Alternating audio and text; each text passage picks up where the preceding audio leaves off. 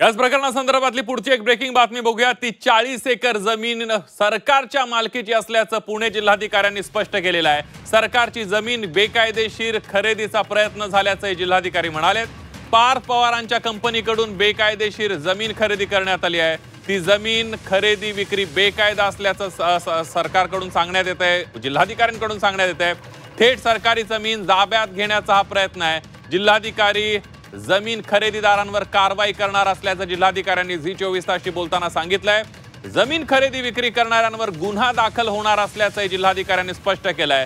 निबंधक कार्यालय ही कारवाईच्या कक्षेत येणार आहे। त्यामुळे पुणे जिल्हाधिकारी यांनी या सगळ्या संदर्भात ती जमीन सरकारचीच आहे, ज्यांनी जमीन खरेदी विक्रीचा प्रयत्न केला त्यांच्यावर कारवाईचा बडगा उगारला जाणार असल्याचं जिल्हाधिकाऱ्यांनी स्पष्ट केलेलं आहे।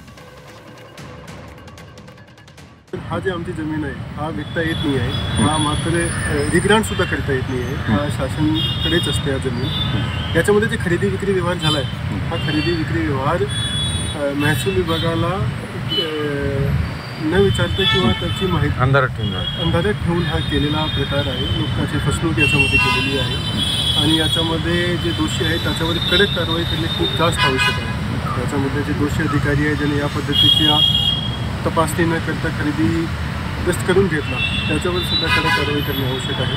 तर त्याच्या अनुषंगाने आम्ही ऑलरेडी एक समिती गठीत केलेली आहे। त्या समितीच्या रिपोर्टच्या अनुषंगाने कारवाई पण केली जाईल।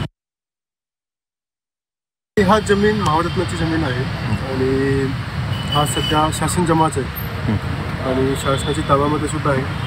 हा रिग्रांट करायला काही वर्षाआधी माननीय रेव्हेन्यू मिनिस्टरकडे काही लोकांनी अर्ज केला होता, त्याचा अर्ज फेटाळलाही होता आणि अजूनही हा जमीन आमच्याच ताब्यात आहे, शासन ताब्यातच आहे, ही पड जमीन आहे। मात्र एक गोष्टी असं निर्देशनास आलेली आहे की काही दिवसाआधी काही लोकांनी याचं खरेदीच करून घेतलेलं आहे आणि हा एक फार सिरियस गोष्टी आपल्या समोर आलेली आहे। तर त्याच्याबद्दल आम्ही सखोल चौकशी आमच्या LRDCला करायला सांगितलेलं आहे। त्याच्यामध्ये आहे काही लोक आहेत त्याचे जवळपास मी तुम्हाला सांगू इच्छितो 272 लोकांचे नाव चढवलेले आहे। खूप मोठ्या संख्येने हा करण्याचा प्रयत्न केला आणि आमच्या रुटीनने जेव्हा तपासत असतो तर त्याच्यामध्ये गोष्टी निर्देशनास आली आणि याच्या अनुषंगाने आम्ही तातडीने याच्याबद्दल लोकांचे पाऊल उचललेलं आहे आणि खूप मोठ्या प्रमाणावर याच्यामध्ये जे लोकांचा समावेश आहे त्याच्या सर्वांच्यावर कारवाई होतील, गुन्हे दाखल होतील। सगळ्या कोण म्हणजे ज्यांनी विकली ज्यांनी जे कोणी त्याच्यामध्ये जाणून बुजून माहिती असताना ज्या लोकांनी हा प्रकार केलेला आहे त्या सर्वांवर याच्यावर कारवाई होतील, गुन्हे दाखल होतील।